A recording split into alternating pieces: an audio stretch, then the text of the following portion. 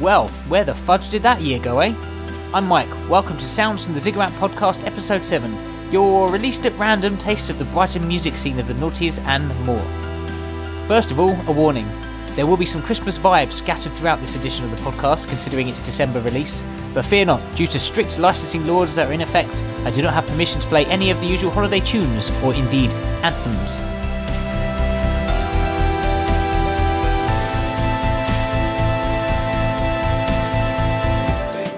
This episode will be jam-packed with content, as my release schedule went a bit wonky towards the end of this year, and there are a few loose ends I would like to cover and tie up by the end of the show. If you do stick around to the end of the podcast, we will finally hear part 1 of the Emphyrian interview that I've been teasing for the past few episodes. I have managed to edit together some safe-for-work rambling from myself, Adam and Simon, where we discuss our early musical influences and what it was like being in a band together. I can assure maximum bants all round. There will also be a bit of a half-hearted review of a Concord 2 gig I attended recently, featuring A, Wheatus and In Me, and a fond look back at one of my favourite places to club in the 2000s, the almighty Gloucester. Personally, at the time of writing, I'm still looking for employment, so if you know of any jobs where I can sit on the sofa playing Zelda Breath of the Wild, write some music, or become an undercover pub spy, please do get in touch. Having the option to lie in is a definite plus point too. Make a note of that.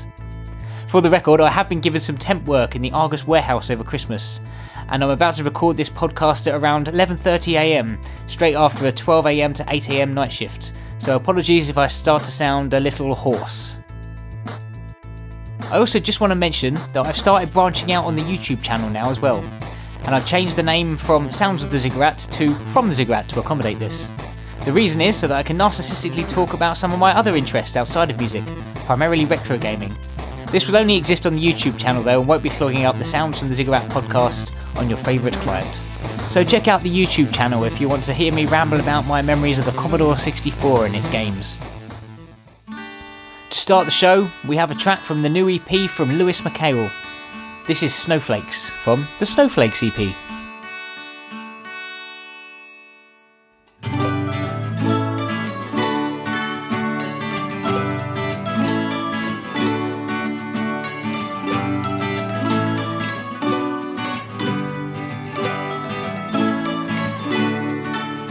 There goes another year.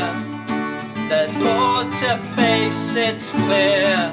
Let's enjoy ourselves this Christmas time and not get down with fear. The snow will fall, but we all stand tall.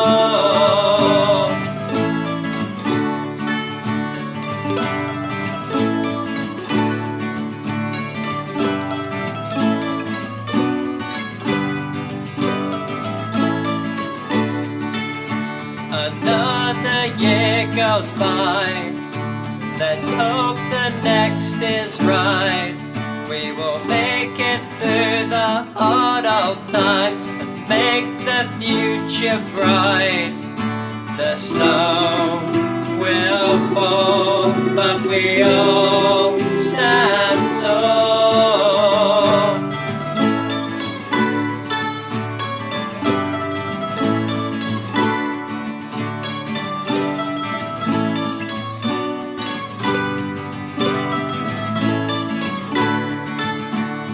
Done all that we could to try and make things good.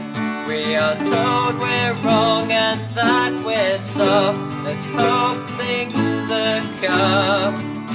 The snow will fall, but we all stand tall. The snow will fall, but we all stand tall.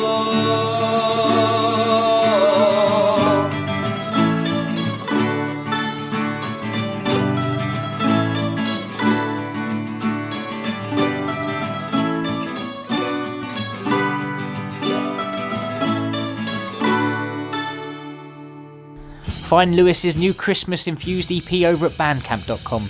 And while you're there, taunt him at how bad he is at non-branded Jenga. As mentioned in a previous podcast, I hope to get my friend Moog on for a chat about his different musical projects.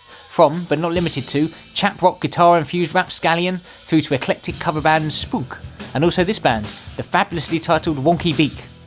I asked Moog for a little background info about the band, and what he sent back was more articulate than anything I could construct, so I'm just going to rip it off word for word. Wonky Beak was a strange collective of 8 members, the brainchild of musical genius Andy Graney, who strove to create something completely different, yet totally accessible. Well, for the most part. The Beak was unusual, in it comprising of 3 singers, 2-part horn section, delicious, classically trained keys and thundering punk backline, and had songs that often, none of the members particularly understood the meaning of. Andy had been influenced strongly by Queen, Talking Heads and Prince, but drew inspiration from just about anywhere. The songs were most often bizarrely humorous and abstract, with songs as diverse as the decline of Hollywood film, the joy of life, and even necrophilia. Stage antics were theatrical, with plans made for weeks to produce a one-off show. One thing you could be sure of, if the Beak were playing, you were dancing. Or at least squinting in a bemused manner at the stage. Tragically, Andy, along with a number of Brighton's great musicians, were killed in a terrible motorway accident, way before their time or their potential was reached. In some small consolation, they live on in the music they left behind. We'll hear more from Moog in the new year. This is Wonky Beak with a version of Get Creative, recorded live at the Providence on the 24th of February, 2006. We're Wonky Beak.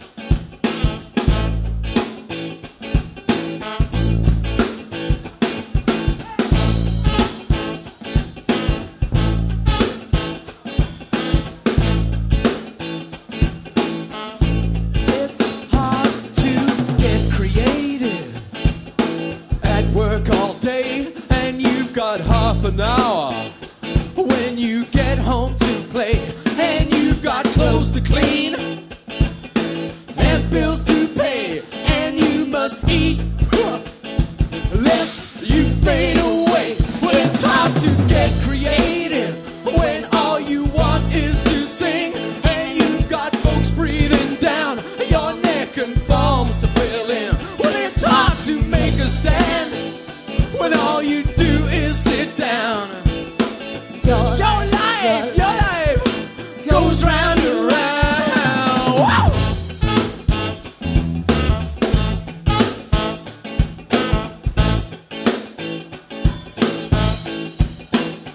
One more time.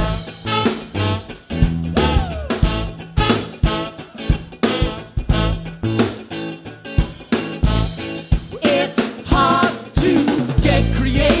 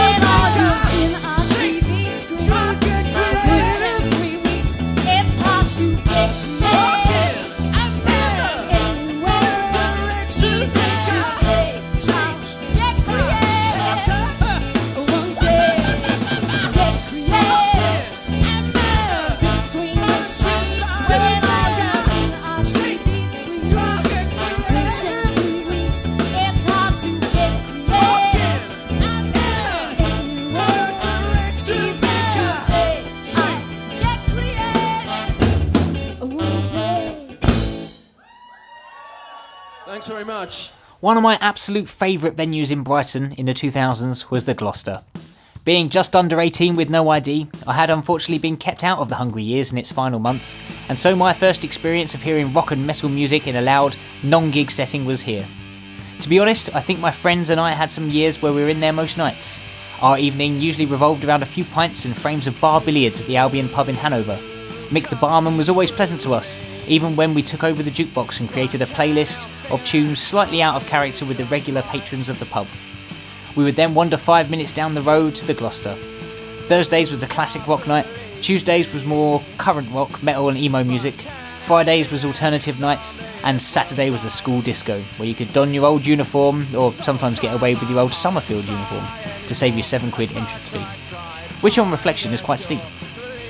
There were also other nights here as well, including Gaz's Homewrecker, which had a visit from Rock Sound magazine. A few of us were quoted inside the magazine alongside our pictures, which was highly exciting. However, I redacted the original story I gave them after a crisis of conscience and replaced it with a rather more acceptable tale.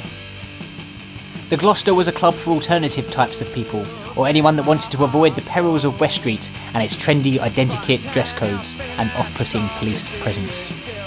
One of the most striking things about the Gloucester at this time was its dance floor.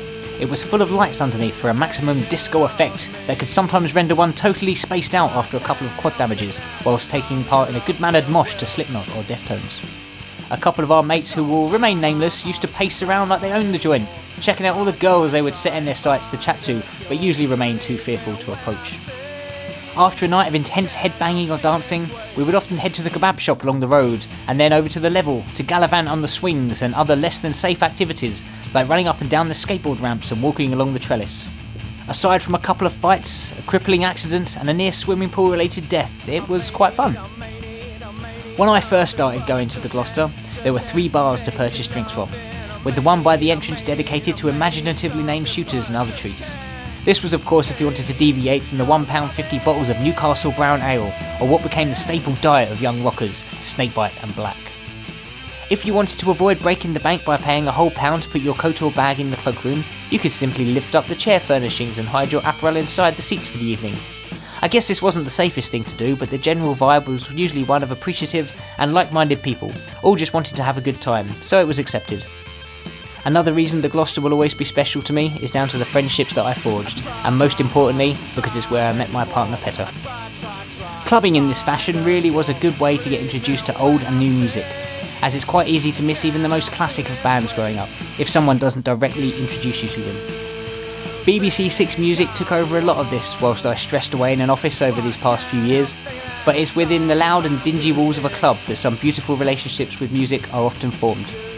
I was introduced to classics from the likes of 9 Inch Nails and Jurassic 5, to cracking modern singles from Funeral for a Friend, Slipknot, and I'm afraid to say, the Lost Prophets. I regret not seeing the Hungry Years, and I also wish I was around for the Acid House days down at the seafront area of clubs, as they look, fun. One particular Tuesday night was extra special to us. The DJ ended the evening by playing the Emphyrian version of Santa Claus is Coming to Town, which sent everybody fucking nuts. Unfortunately, in later years, you can see the gradual decline of punters in the Gloucester. This can be attributed to a few things. Firstly, they had a revamp at one stage and removed the disco floor, which was one of its best qualities.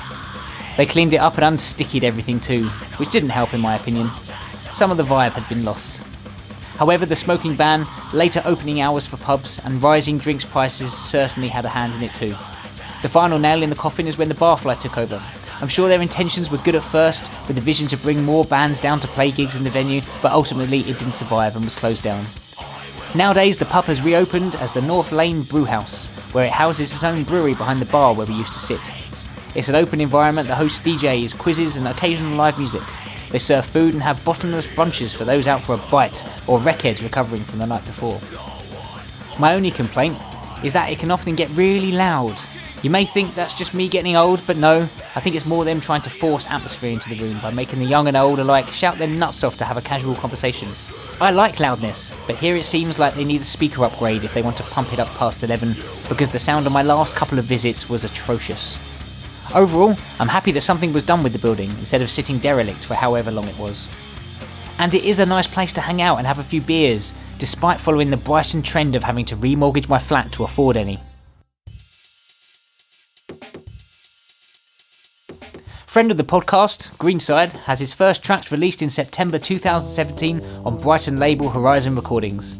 It is not the first time we've had one of his projects played on the podcast. You may remember Brett was bassist in Slaughterhouse 57, which I featured in one of our early episodes.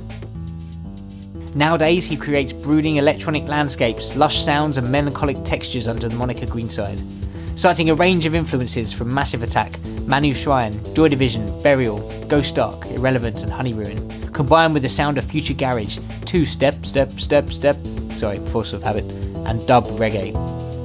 The unusual cherry on top of this myriad of influences is the theme to the Michael Caine movie Get Carter, not the far superior Sly Stallone remake.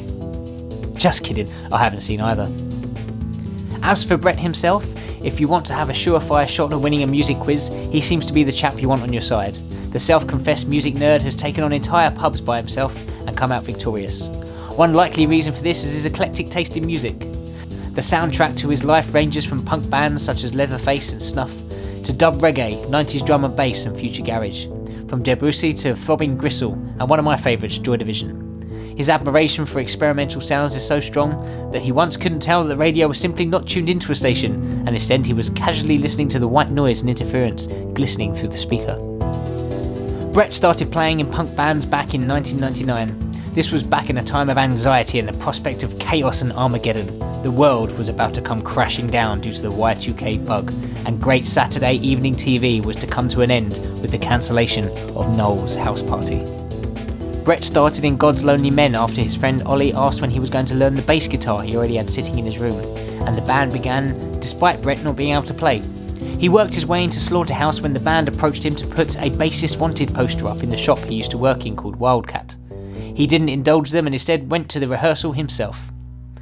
After leaving Slaughterhouse 57, he joined supergroup The Sweet Zeros, made from members of Pussy Crush, Mr. Green Vendetta and Best Left Dead.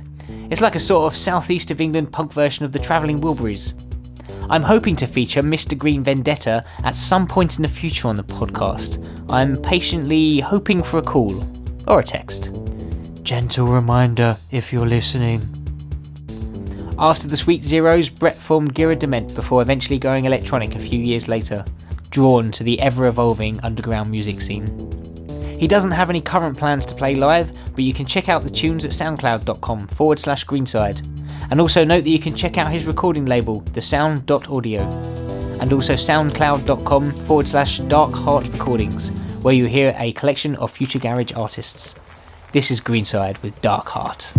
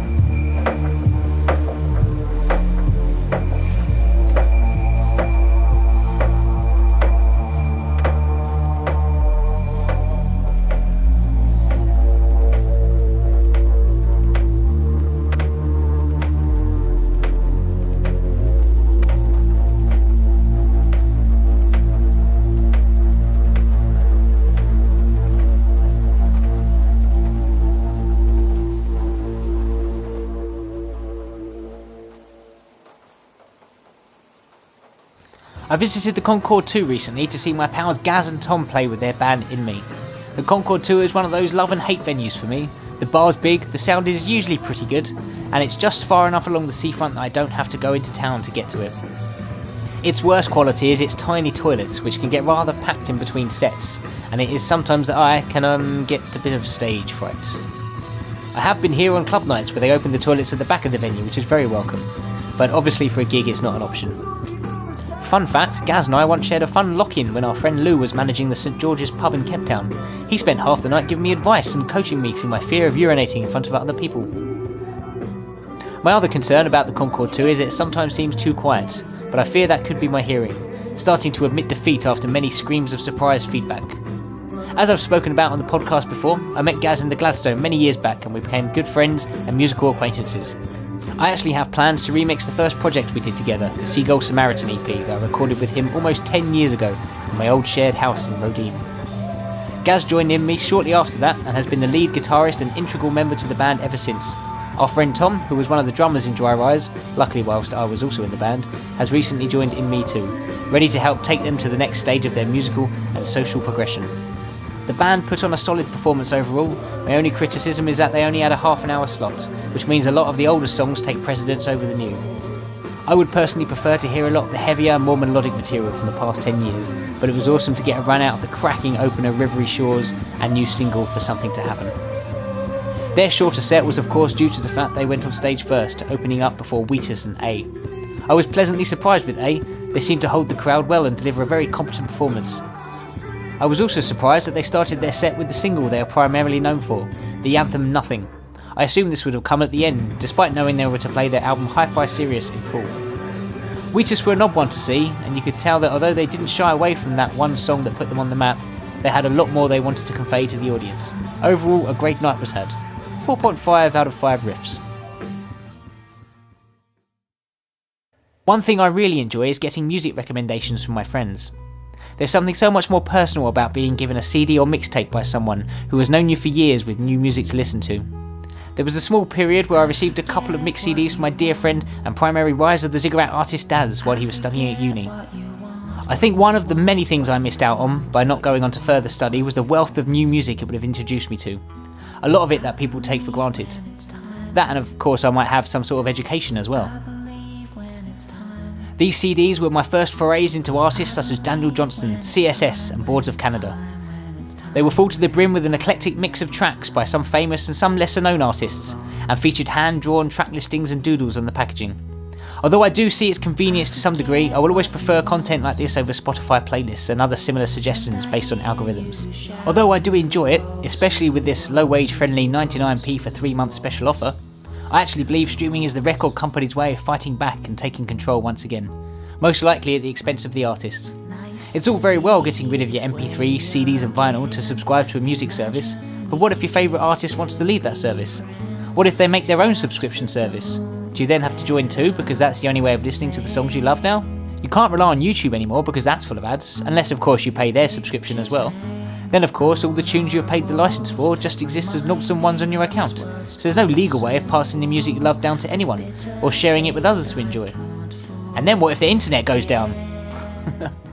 I don't know, maybe I'm being paranoid, but Dave keeps talking to me about these soul catchers on the moon and I don't know. Wait, what? Anyway, I digress. One of the tracks featured on the second CD I was sent by Daz was a beautiful anti-folk track called Gone by the Fisherprice Landmine. It was sometime in 2006 that multi-instrumentalist James and his friend Sophie attended a gig at the Prince Albert, watching Jana Hunter and Ray Raposa of the Castanets. They were in awe of what they had heard and discussed experimenting with something similar themselves following the gig. Although Sophie would not call herself a singer, James noticed that she would occasionally burst into song with the aid of the greatest Johnny Vaughan approved cider money can buy, Strongbow, and a few days later they met up to jam through a few ideas James had been working on. Sophie gravitated towards a particular set of tracks and accompanied them with some amazing harmony straight away. Sophie would also introduce a bass guitar despite never learning how to play the instrument, and the pair would meet up every week, work on a song James had written and upload it to popular, at the time at least, musical networking site MySpace, where everyone had a friend called Tom, who is now a retired millionaire. Well done, Tom. Well done. James and Sophie were soon joined by Deb, who came on board to add some drums and guitar, and instead of heading out to the local pub in search of some exposure, the group started playing their first gigs in people's living rooms and continued to make more recordings. When the band were invited to play their debut show, ironically supporting the Castanets, who were partly the inspiration for their existence, they jumped at the chance. Aside from Deb, who by this time had moved away to continue her studies at university. It was at this gig that the duo were approached by one of the support acts, Jessica Ryland, to contribute to a mixtape for label Death Bomb Arc. But instead of sending out the initial recordings that took root on MySpace, they recorded a live 4-track cassette, which became the only recording the band ever released.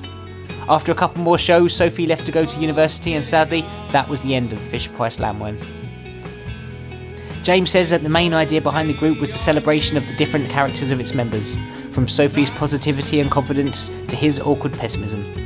James's lyrics were sincere with a twist of sarcasm, making them sentimental and tongue-in-cheek, whereas the music was supposed to reflect Sophie's optimistic and sweet demeanour. Their MySpace site, like all of our MySpace sites, sit there in a graveyard of times gone by. Tiny boxes representing past acquaintances are still viewable, some low-quality photos capturing a snapshot of the past are on display, but the music lies dead. I hope in the future that the back catalogue does find its way onto Bandcamp or something similar, and if it does happen, I will be sure to let you know.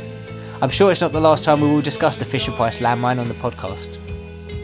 On a side note, it turns out James went on to play in a band Uncle Buck between the years of 2002 and 2004, so he and I would definitely have shared the stage in our respective bands in another lifetime. It's funny how things come around. This is the Fisherprice Landmine with Gone. I always hope there's something to anticipate when all this ends.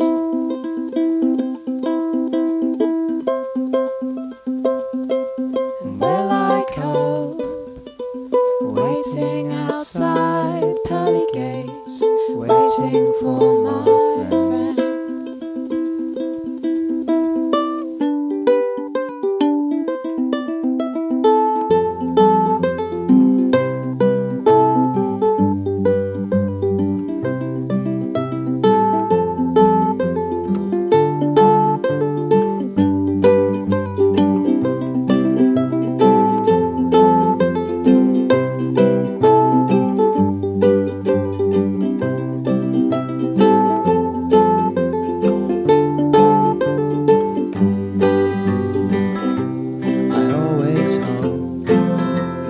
Something to anticipate when all this ends.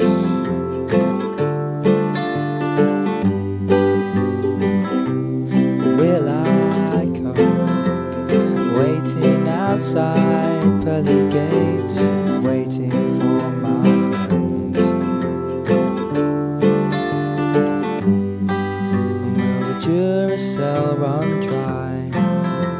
All the lights are upside, or will the clockwork still run inside? And what will become of me if I have to pay the ferryman, if I have no money?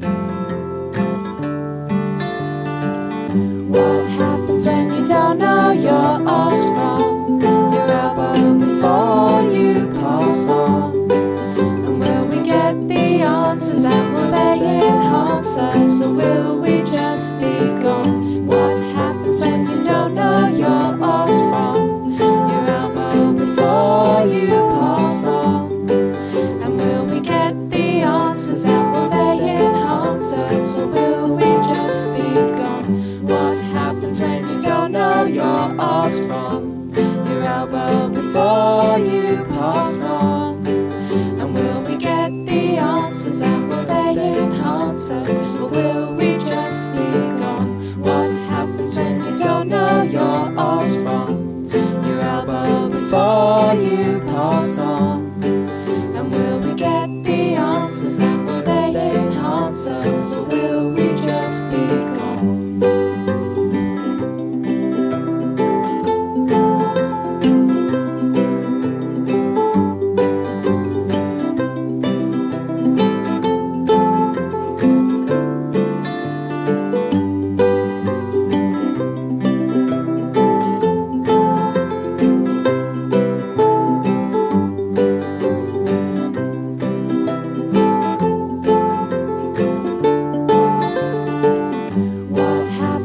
you don't know your odds from your elbow before you pass on? And will we get the answers, and will they enhance us, or will we just be gone? What happens when you don't know your odds from your elbow before you pass on? And will we get the answers, and will they enhance us, or will we just be gone? What happens when you don't know your arse from your elbow before you pass on? And will we get the answers, and will they enhance us, or will we just be gone? What happens when you don't know your arse from your elbow before you pass on? And will we get the answers, and will they enhance us, or will we just be gone? Fuck. It's alright, just keep going.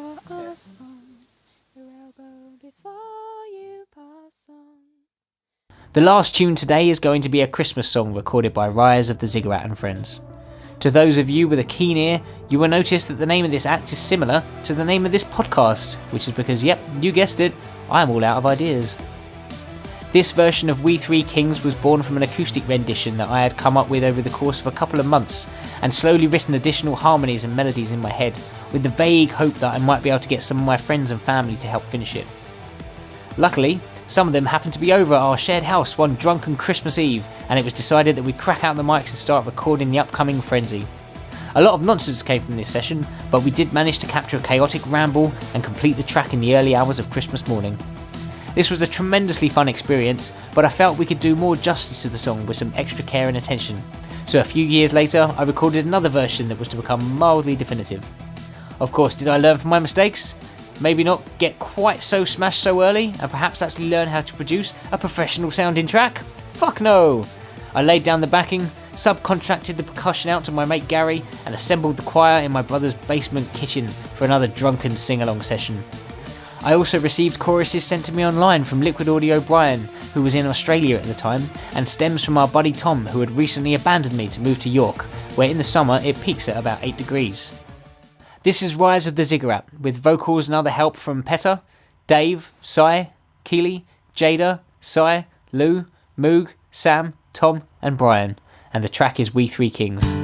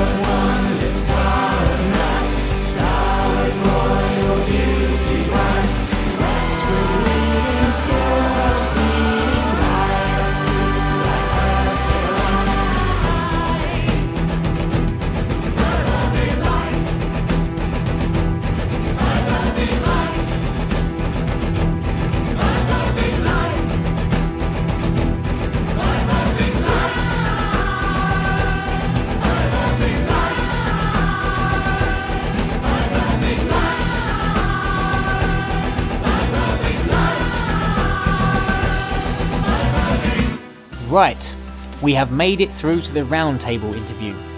You have heard me blab on enough about Emphyrian on previous podcasts, so I won't take you through it for the 50th time. Again, there may be a longer version of this added to YouTube at some point in the future for those hardcore types, and part 2 should appear next year in season 2 of Sounds from the Ziggurat podcast. There are some sudden fades and gaps, I apologise for this, but there are some things the world doesn't need to hear. Drink-wise, Ad and I on some sort of craft brew I believe was called Ripper, and Sai is on the shandy. We will pick up the conversation discussing a previous episode of the podcast. This was episode 7, and the last in the current series of Sounds from the Ziggurat podcast. Thanks to everyone who listened and supported myself on the podcast this year, and an extra special thanks to those who have given their blessing to play a track, which is mostly every act. Whatever your beliefs or non-beliefs, have a nice period of days between December the 24th and January the 2nd. Happy Christmas, tremendous New Year, and thanks for listening. I'm going to bed. Good night. It was weird listening to that podcast and hearing that song, because like as soon as I heard it, I was like, oh, I recognise this. Yeah. But that's the thing, that's the whole reason of doing it, because there are a few tracks, I mean not everyone's going to love it, but there are just some good tracks that are just going to be forgotten about, because everyone moves on, the bands move on, the fans move on. Yeah. We laughed, the Emphyrian stuff was cracking up. Oh my god, when he started going on about... like the first bit where he said about meeting Francis Rossi, and I was like, oh my god. I was dying. Oh, wait. Then I met wannabe Francis Rossi. Adam Martin. And all I thought straight away was when I first met you with Mike going to Jack outside Sainsbury's at London Road. Oh yeah. And you said, sorry, this is Adam, who's coming to play bass for us. And I was like, fucking hell. Dressed as Rossi. Because you were dressed up in your waistcoat. Oh, yeah. It's a good look. And I was like, really? I stood out from the crowd. You definitely stood out from the crowd. Obviously had the desired effects. That was one way, yeah. Your life is just been a continual stand out from the crowd. Ambition. I'm like David Bowie. I just morph into the next phase of my look. Yeah, but I think David Bowie was he was doing his own thing, and not just morphing into everyone else's phases. Well, this is true. Yeah. Well, what can I say, Mark? I was in whole family was in a marching band. Yeah. Cousins, sister, all the cousins. Was it just like a family tradition or something? I don't know. I don't know. It started, to be fair. I really don't know. All I remember from early age was just being in a marching band, and I wanted to play the snare at first because that was cool and it made loads of noise. But because I was about 2 foot tall, I couldn't hold the snare. So they put me on cymbals. Oh yes, cymbals.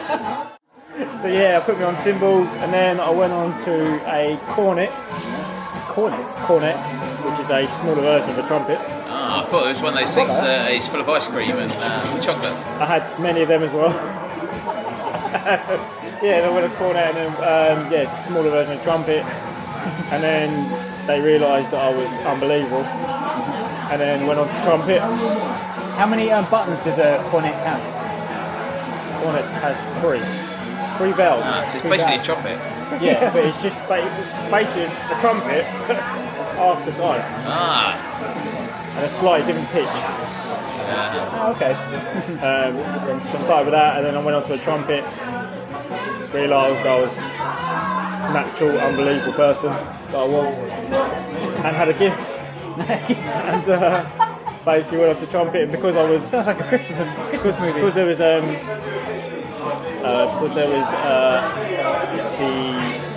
was 2 marching bands. There was a youth marching band and there was a senior marching band. And because I was in the middle and good enough to do seniors, I do both bands. Therefore I had 2 shows to learn. Yeah, obviously not just standing still. You only have 3 buttons, can't be that hard. Only 3 buttons, no. many notes from 3 buttons. So I had to learn 2 sets of music. I remember once being the theme music for the youths was Oliver. Oh yeah. And the theme music for the seniors was Queen. So I had to learn 2 lots of music, 2 lots of shows. You're making shapes in a form. I don't know if anybody's ever seen it before. So I saw your video. Yeah, indoor, like in America, it's massive. Yeah. You've got like the whole football field. You have to pay. To play. It's huge out there. I'm now on the NFL pitches, and there's like 200 members to a band. Yeah. And it's just one of the things. It's just massive out there. So yeah, pretty big. Yeah. We're doing it over here. And then you were rehearsing in Whippingham Hall, or was that somewhere else? Whippingham Hall. I remember going out to Whippingham Hall and trying out for a Whippingham Hall, and then we went up to the race hill. Oh, what, actually in the complex? Race hill, the race hill. As you look at the race hill, on the right hand side, I mean the bar is right side to go round. Yeah. There's a hall there, that's where we used to play. And we used to rehearse out on the grass in the summer. It's quite nice out there on the It was great, yeah. When did you leave that then? When the horses started stampeding towards him. Guys, get out the way! It was race day, it was a nightmare. Stupid jockeys! I've done that for quite a few years. Done shows. The good thing about that was that I got to play Birmingham, NEC Arena, Wembley, Royal Albert Hall, in front of the Queen, and got to enter all these competitions. Yeah. And I'd say I was national champion 3 years running. Wow. And I was an absolute don. Well, on that bombshell, Ad, how can you follow that? What did you do before being in bands? Well, I first started kind of ish on guitar when my parents got me a plastic electric guitar from the Argos catalogue, which came with a plastic microphone and a little plastic amp. So it's a proper guitar then, you play it? No, it was awful. It wouldn't stay in tune, and it all just went through this one little speaker. So what songs did you learn on this plastic guitar? Oh, I couldn't play anything. It was awful. It just wouldn't stay in tune. Yeah. Later, you would mimic that with your vocal cords. And nothing has changed since. See, I was holding back then. I was holding back. Let it Well, go. let's let it I was holding Might as well back. let it rip. Like Frozen, just let it go. I was holding back then. Yeah.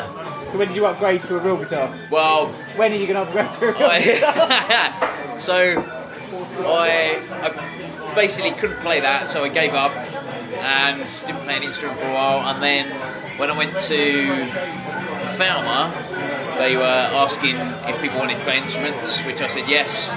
But unfortunately it was more classical kind of things, and all the instruments had been allocated for my ear, so I ended up with a fucking tuba, which was... That's incredible. Is there any photographic evidence of this? No, but it was literally as big as me, and I had to fucking walk home with it, which is ridiculous. I had it was in like a bloody hard case as well, and I had like shoulder straps, and I was just lugging it up the hill.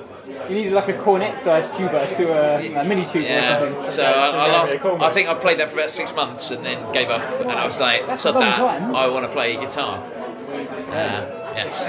And then I think I got some horrendous acoustic which didn't stay in tune, and then finally I upgraded to get a cheap Telecaster copy from Impact Music, which is now Badlands. Now as we Badlands? obviously know. I earn five quid every time we mention Badlands on the podcast. He's mugging you off. Graham, I'll do it for 4. Carry on. I found out a bit later, because I still got that original guitar, which I managed to get signed by Status Quo. Why did you devalue it in this way? Because they were doing a record signing, and I was like, well, I've got to... Did you ever get anything else signed? Worth more now. Just a CD. CD? Who was the CD you signed? Oh, there was a time I was at college, and I think I was on my way home, and Gary Marshall was going on his way to work, and he stopped me in the street and begged me to go to HMV to get a Martin McCutcheon album signed. And I was standing in the queue with a load of bloody kids queuing up in my leather jacket and Metallica t-shirt, and as I got nearer and nearer to the front of the queue, her bodyguards were basically like looking at me like, hang on a minute, we shouldn't let this guy through. Did you get anything out of that experience? No, I think I did it for free, out of the goodness of my heart. Ridiculous. Just the kind of guy you were. Yeah. Always at the good heart. Wow. Well, my first ever album that I bought was perfect now because of where I've ended up, but it was a glam rock greatest hits cassette. Cassette? Yeah. Nice. I think I probably got that for Christmas or my birthday or something from my parents. Was it one of those double cassettes that you used to get with a... No, it was only a single, but it had a lot. Probably had about side. 300 songs on it. Yeah. Yeah. Oh, cool. What about you, sir? What do you remember listening to when you were growing up? I was just trying to think when you asked that question. Anything, really. For the record, for me, it was Michael Jackson who's on now. It is, yeah. I'd listen to anything. I'd listen to pop music, I'd listen to R&B, rap, rock, anything that got me moving. Is this R&B before it got really sleazy a bit later on? Yes, I'm talking Shaggy. I was not expecting you to say that. Who's now working with Sting? What? Yes, I saw that. Yeah. Okay. Yes, I did see as that. he was known, the Prince. Yes, I saw that. Yes. I think one of my first cassette tapes was Shaggy. There wasn't many, I assume, or no, Carolina. Yeah. Oh, I used to have that on cassette. Yeah. It was on like a compilation thing of like the 90s or something. I think that was one of my first ones. Yeah, anything. And obviously, when I was in a band, marching band, I'd be listening to things that we were playing. I was always quite impressed by your massive collections of rave tapes, and I really wish I had some now. You used to have those, didn't you? Yeah, I mean, I could do with them now, yeah. I listen to anything that would get me moving. But those big like plastic, like Ministry of Sound things, Ministry of Sounds, like Cold Cops. I was off my nut on them They were days. tremendous. They were really good little compilations. I wish I actually had some now. DJ Check out Deant Woods. Who? Exactly. Yeah. Just that. Check them out. They're tremendous. I'll have a little look. Yeah, It's anything. like old school anything. rave, but But weird then as I fuck. think it all depends on what mood I was in. Yeah. I'd put that on, then I'd go and put Elton John on. Then I'd go and listen to Oliver music because that's what I'm learning in the marching band. I'd be all over the place. Yeah. I wonder, I feel like I'm on a roller coaster ride. Everything was all over the place. You were quite eclectic back then. Yeah, anything. To an extent. So then we were playing together at school. Yes, when we got a drum kit in.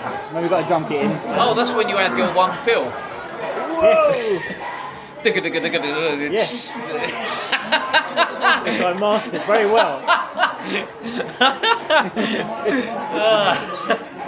And could we note there that Ad got the first insult in?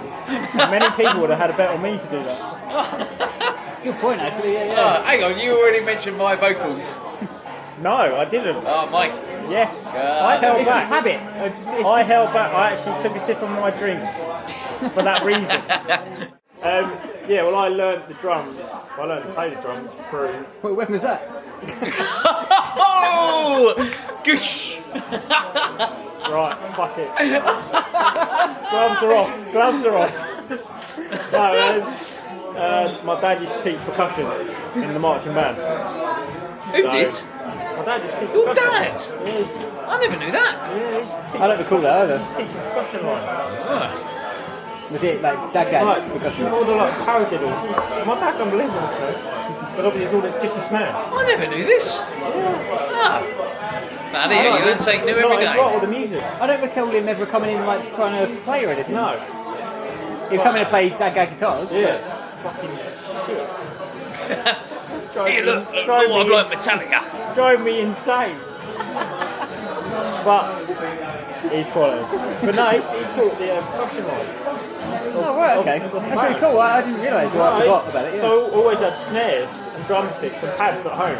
Yeah. Hence why I knew how to play a snare. Yeah. And when I would be at school and teach us out the snare and do all these stick movements, that was from Dad. Yeah. Okay. So that's how I knew. And then obviously when we was messing around at band practice, I'd get on a snare, and then so I knew how to play a drum. And I thought, a drum kit coming into school, I should be able to adapt to the rest of the kit. Great way to get out of lessons. I do remember getting to French at one point and just like, I'm going to go play music now. I remember going to my French class, which was your tutor at the time. Oh, blimey, okay. Roughly. Oh, yeah. And going, why am I learning this? This is shit. I am, although I probably didn't use the word shit, I probably said probably crap. You said nerd. Yeah. Said what? Nerd. I didn't know that much French, so I just said, I'm going down to my tutors, and I basically left the class, just went. And then she's come down at the end of the lesson and said, do you know Simon walked out of French class today? And Mr. Stokes went, yeah, he's in the back with the bass guitar. Quality. Mr. Stokes was the DT teacher who played bass for our kind of school band. Yeah. He was also my tutor. And he was size tutor, yeah. He said, yeah, he's in the back playing bass. We go to his class and play Need for Speed on his computer and stuff. Oh, well, there we go. Good. So he was like, she was like, he was a top dude and possibly the reason that Si and I are not very well educated. Well, at least you got an excuse. Okay, so how did we progress from getting together, Pete moving away, and then suddenly we're at your house every morning, pointing to Simon, at Si's house every morning, Ad was cooking breakfast, and then we were set up for the day. How did that come about? I think that basically happened because college finished and we had nothing to do, and we were like, right, let's record an EP. Let's go and practice every day. Basically, Mum and Dad, lucky for us, allowed us to have a nice spare room as a studio because all the neighbours were at work during the day. Yeah. Which meant we could play during the day, and then when everybody turned up to play in the evening, we'd stop. Yeah. So that was handy. We used that as a rehearsal room. But the mornings used to be like a kind of social morning, thing. Ad would come down as well, and everyone else. Ad would come down and cook breakfast. Sometimes burn the ceiling. And sometimes set fire to my kitchen, which he did. It did give us a good range of merchandise on Cafe Presto. Like chef ads, aprons, what an chef apron. ad Whatever dons. Ad did in my house always came back to me. What have you done now, Simon? Hey, Ad. Are you talking about the throwing up incident? Yes, I am. I'm talking about an incident where we went out one night, Ad was completely wasted. So I said, why don't you just crash in my house? So he crashed in my house, and then... Literally, I think I just smashed over crashed. a chair. He literally fell into my bedroom and knocked the chair flying. And it woke my dad up. My dad's come out and said, what sort of noise? And I went, have a look. So he looked in my room and just saw Ad on the floor, passed out with this chair on top of his head. And all my dad said was, he's had a good time. What are we talking about? Okay, well we Recording? We did some recording. We got EPs done, Bang. and then we went out to play live. As far as I can recall, well, no, actually, as far as I can recall, Brighton, it was mainly Cable Club side, gave us our first gig, tremendous chat. Hang on, first gig, Whippingham Hall. But yeah, if we want to take it back to our first gig, it would have been Whippingham Hall. I mean, I don't want to drag this on all night, but... No. Yeah, the Christmas one at Whippingham Hall, the first Christmas one. Mckale presents Christmas 2001 or something. Yeah, where me and Mike opened with an acoustic set. That is a thing that happens, holy crap. Where I badly performed some Radiohead. George Harrison. Oh my god. Wow. I think Gavin had his own. Yeah, Gavin did a set. Yeah. Chris almost fell over on a skateboard. I forgot about that. He fucking put it in my drum skin. Yeah. The sound in there was terrible because it was a church hall, Yeah. so it's just a big kind of echoey mess. But it looked good. Yeah. It looked good because we had all the decorations and that done as well. And before all that, I remember the previous lineup with Peter. Oh yeah. Us getting ready to play our first gig. And saying to Pete, so are you ready to do this live? Like, are we ready to go and do some gigging? And him being absolutely terrified. Sorry Pete, if you listen to this. So what you're saying, Ty, is it was lucky I stepped into the void. Things just happen for a reason, don't they?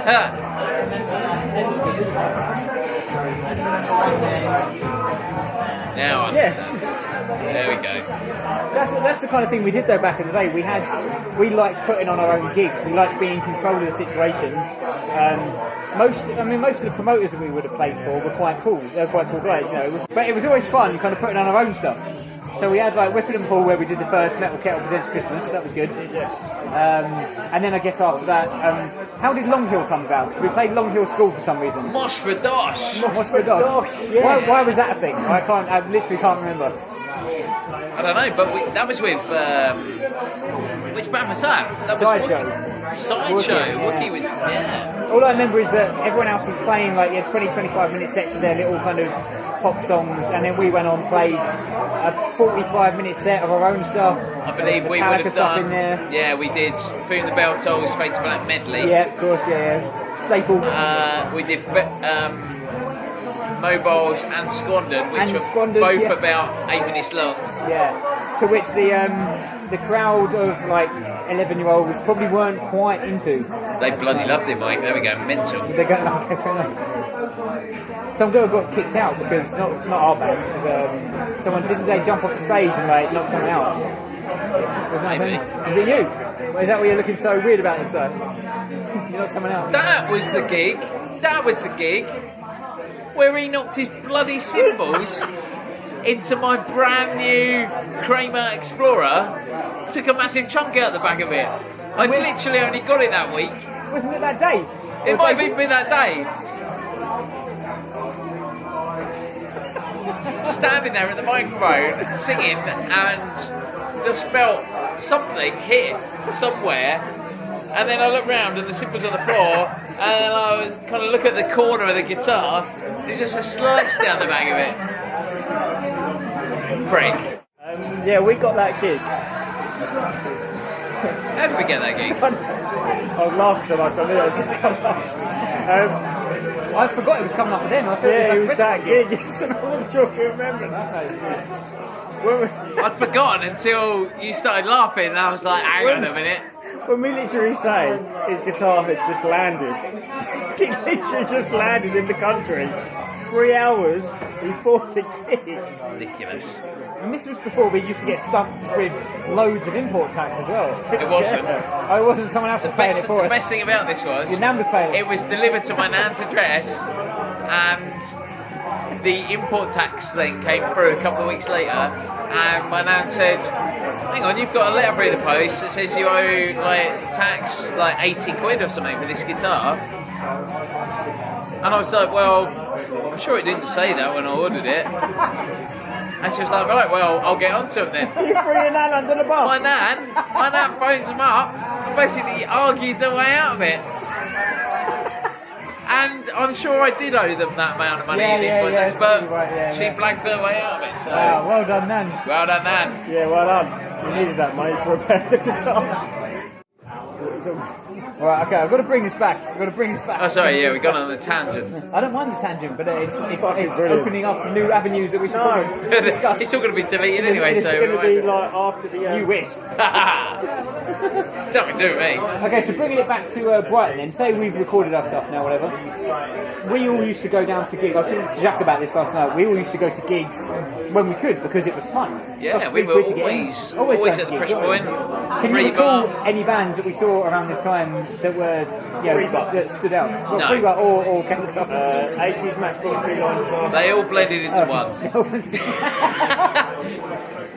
I mean, well, no. That's your years of substance abuse, Ad. It's just No, I mean, I used to. As he scratched his nose.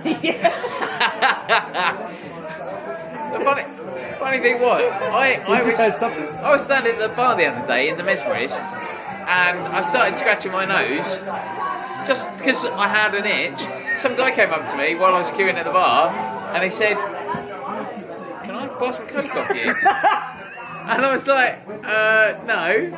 And he's like, "Oh, come on, you got some money, haven't you?" I was like, "No." And it's like, started scratching his nose. I was like, "Sorry, I'm just had an itch, mate." It's, Is that like, the international sign of like, do you want to come buy something? yeah. And he was like, "Oh, okay," and just buggered off. He's with my allergies. I do that quite a lot. I'm always kind of. Oh, yeah. If he'd caught me on another day, I would have sorted him out. Sorted him out proper. Anyway, back to the show. Well, so we used to go to loads of gigs, especially the Cable Club was good. Well, a lot of my first gigs were college related, so it would have been like holy shit, yeah. You playing Self-Destructs. Would have been Self-Destructs. Yeah. And then you playing everything else. Yes. And me playing, well. Yeah, going free butt. We went to see 80s Mac like Beeline Disaster. I don't recall that. Who actually became quite a big band. I remember maybe seeing one gig with them. One of the chaps I know, the singer was Guy. He's a singer. I knew him from around the corner from me. We did quite a few gigs with Sean's band. Grumpy Jack. Grumpy Jack, yeah. I remember going to free butt. He keeps refusing to let me use any of the old Grumpy Jack stuff on the podcast. Bastards. So what do you think? And what reason is he giving for this? Is he not happy with the production? I mean, that would be the reason I would give for not using our. It's probably that. It's probably the sounds. Yeah. The sounds. Actually, wasn't their guitarist using the GT3? So. Yes. Oh. He used to play surfing with the Alien. Joe Satriani. The worst. He was just a short-ish guy, like young, very clean-shaven, like couldn't grow a beard like Mike. Rose. Yes, that guy. Yes, he's a good guitarist. Exactly, like, way better than I could ever be. Probably sleep better as well. Yeah, we should have got him in the band. Yeah, Toupee. That was another band. Do you remember Toupee?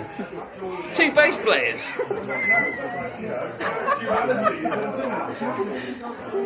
I think we supported them a couple of times. I can't remember where they were from, but I've actually spoken to one of the guys, Grant Sharkey, who comes and does the circuit. Are they going to let you put their music on your podcast? I don't know about that. I haven't asked him. Ask him. I'll do my best. Okay. But yeah, it was like two bass players and a drummer. And no guitarist. Yeah.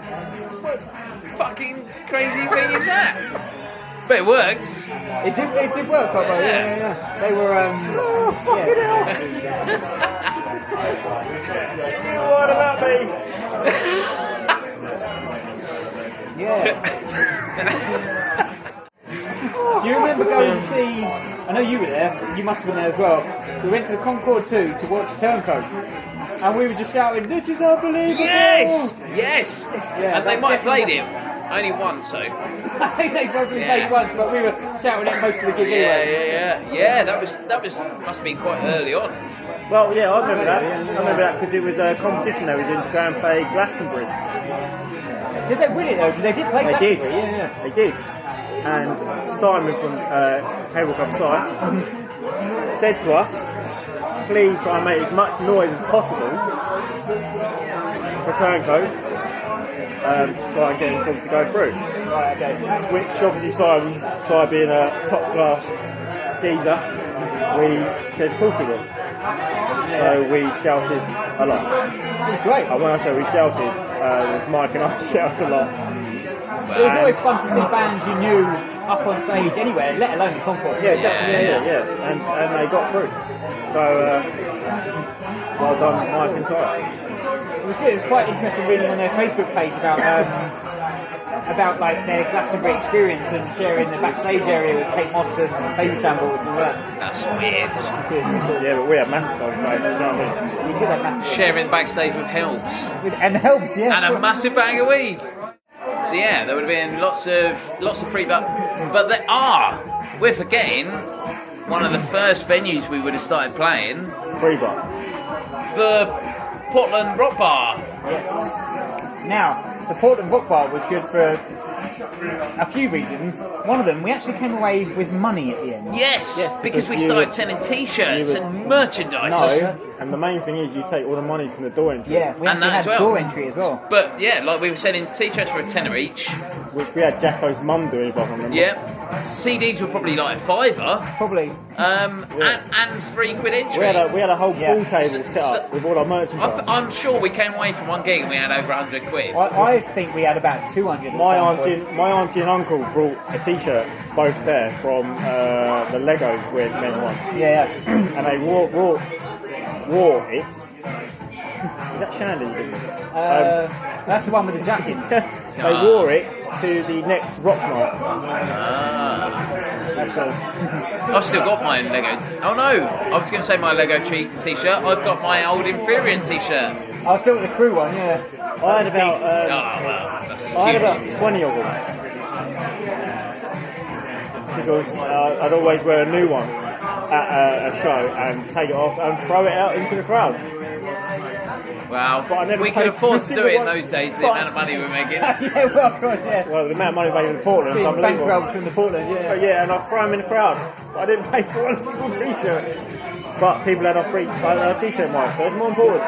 We had, I mean, later on we started giving away CDs, but those early gigs at the the Portland, it was quite instrumental to have them on sale. It was nice to make a bit of money, but also people were actually asking for them because they wanted to listen to the music. Yeah, exactly, yeah. And because we spent so much time in the actual studio writing and recording the tracks and getting them on CD, that was tremendous. It was nice to get them.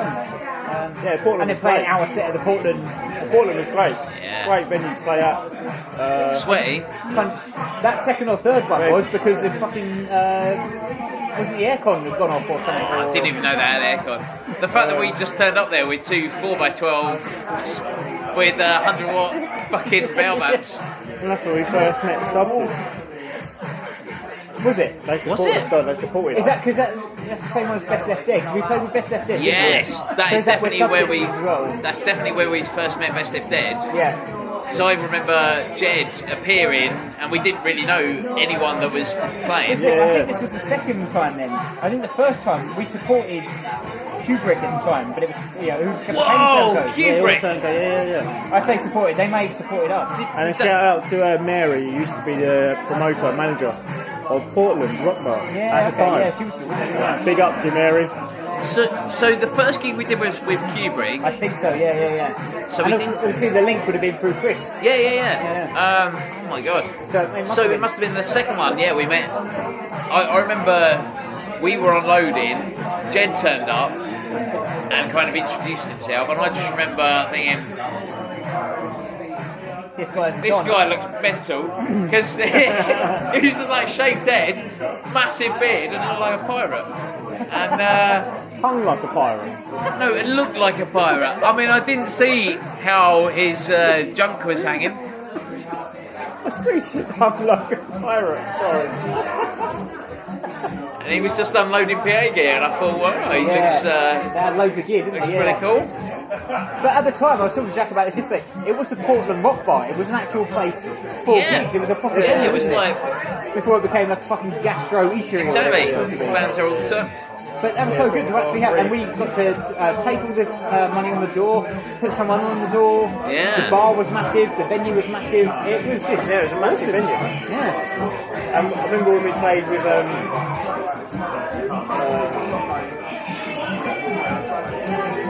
who's the Tom's mate? Who was his business partner? Q's home. So maybe they were on the same Kubrick gig then. We played a gig with Q-Tone, or they supported us, as people mainly did. And then we went to a show of Q-Tone in London. In London, yeah. A few days later. Yeah. and we all went up in a bus, I don't think I but there was did. no one there. No. Okay, so kind of later on we started playing other places. Obviously we had the great cable club gigs and things. We already did the Portland. Mike's not normally We were able to professional do- with this, by the way. He's normally right with the banter. But carry on. Oh no, I've got to edit this thing. I can make it sound how I want. Love you, Mike. I love you, Mike. I love you, Mike. I'll come on to my next question then. I love you, Mike. I'll come on to my next question. You once sat me down in a pub and complained about me writing all the songs, probably due to all the royalties I would receive. And then I put, do you feel that everyone's 0% share was fair in the end? Because we got no money for anything. Hang on a minute. What, you're not getting royalties from our songs? No one did, because we never got any royalties. Oh, did we? Did you? Oh! No, you bastard. This is where he twists the knife. Oh, maybe not. I edited that question to the one that I sent you earlier on, because that was a bit... Whoa, did we have that conversation? We did, yeah. You sat me down in the Hanover and... So, yeah. Early gigs, pressure point, Is free it my bar. round? you want to go park up at your don't parents' remember house, that. No, I vaguely do remember that, actually. We used to get into, considering the band that we were, we used to get into far too many serious conversations about where we were going and what was going to happen. Well, no, I think at the time that but was kind of natural to do, but in the hindsight, it's In nonsense, hindsight, isn't it's it? like, Yeah, but what the fuck? Like, wait Yeah, until we and- get there before having these discussions. yeah and no. Because, as we've all realised now, if you're not all on the same page, you're not going to go anywhere. Well, yeah. You can go the same place for a very short time. So some bands kind of like get there, they make it, they have an album or two, do really well, and then it falls apart because they're all like, "What the fuck were you even doing?" Yeah, So sometimes it works and they out. go to different pages. Yeah. If you're on that same page for a long time, you can do anything. I was going to say to a certain extent, but no, that's rubbish. You can do anything if you're on the same page and all want the same thing. Unfortunately, we didn't. I'm going to end that conversation. Oh, good. Well, the next question. Yeah, well, I don't know. I don't think any of us. The thing is, like priorities come in the way, and things change, like girlfriends and like cinema. I think none of us knew how to move on to that next level, and that actual next level would have probably been more than we were. Carry. That's appalling, so just don't bring that up. That would have been more than we could have actually achieved, I reckon. Yeah. Well, the kind of band we weren't ever going to get anywhere else, really. I think we could have done. If I you're- think things. If you look, I think things could have done, yes. If you were all. you were all? If you Try and say was all going to be on that same page for a long time. if you look at it from a And you've got singing very critical point of view, we gigged about 10-15 times a year. It was basically in Brighton and a few gigs here and there elsewhere, and we would have had to do masses to actually get out there, and we would literally have to give up our day jobs, be out there touring, Yeah, and just gigging all the 100%. time. And now looking back at things as well, one of us needed to drive. Yeah, none of us fucking drove at the time, did we? 100%. One of us needed to drive. I would like to take that moment to say thanks, Dad. Thanks, Sarah. Yes. Thanks, grandparents. Thanks, grandparents. Yeah. Dad, Sarah, love ya. Yeah. And taxi drivers, well done. Yeah. Estate taxi drivers that pick up all my drum kit Yeah. because it was a 9-piece Even though kit. they looked really pissed off when they arrived. So. Hey, they got extra free bits for that.